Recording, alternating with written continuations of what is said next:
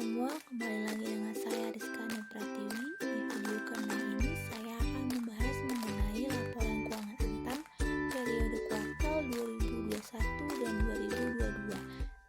Pertama, kita akan membahas sekilas laporan keuangannya dari beberapa akun.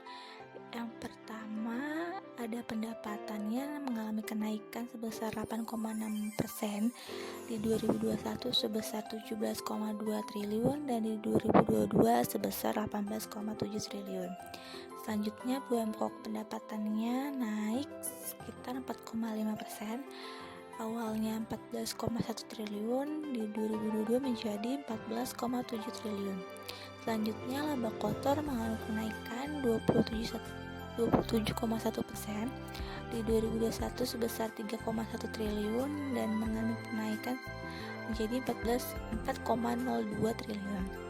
Selanjutnya, laba usaha mengalami penurunan sekitar 4%, yang awalnya 1,5 triliun menjadi 1,4 triliun.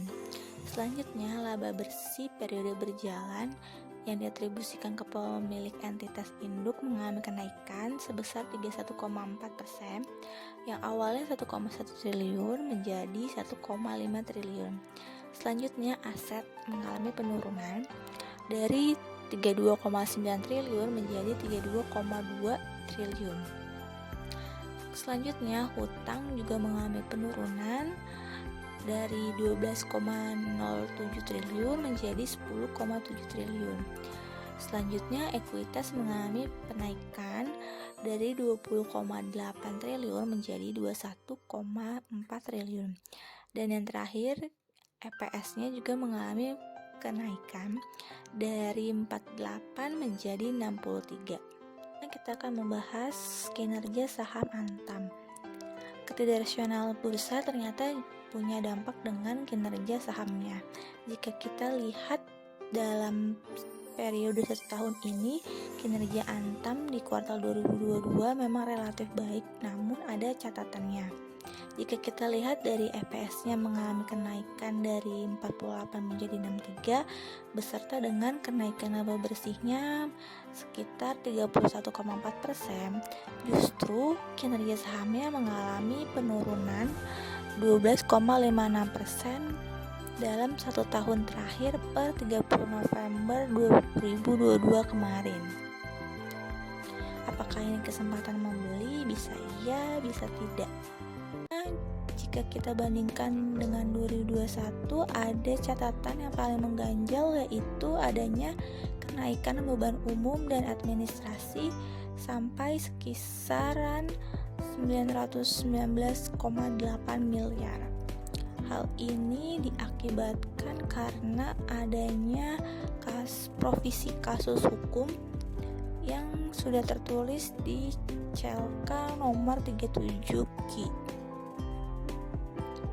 Berdasarkan catatan laporan keuangan nomor 37Q, terdapat beberapa masalah hukum, diantaranya terkait kontrak pemurnian dengan PT Loko Montrado karena perusahaan belum melaksanakan seluruh kewajibannya dalam perjanjian pengelolaan anoda logam.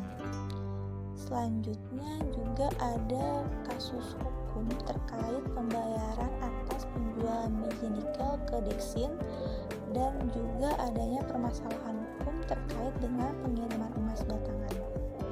Apa sih provisi kasus hukum itu? Provisi merupakan liabilitas yang waktu dan jumlahnya belum pasti. Nah, provisi ini diakui jika yang pertama, entitas memiliki kewajiban kini baik bersifat hukum maupun bersifat konstruktif sebagai akibat peristiwa masa lalu. Yang kedua, kemungkinan besar penyelesaian kewajiban tersebut mengakibatkan arus keluar sumber daya yang mengandung manfaat ekonomi. Dan yang ketiga, estimasi yang andal mengenai jumlah kewajiban tersebut dapat dibuat. Maka jika kondisi ketiga tersebut tidak terpenuhi, provisi tidak dapat diakui, sehingga entitas tidak diperkenankan untuk mengakui liabilitas dan aset kontingensinya.